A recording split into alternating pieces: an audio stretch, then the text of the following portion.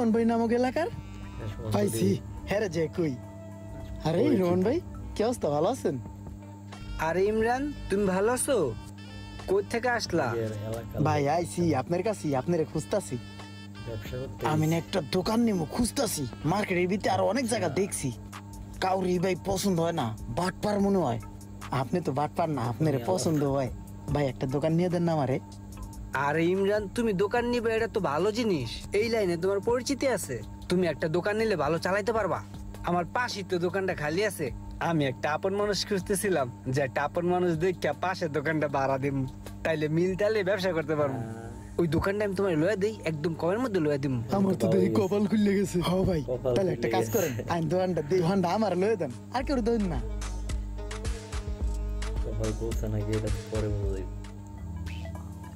ওই মামা, দোকান কিন্তু এটা লয়ে লইছি, বুঝছস? আহিস।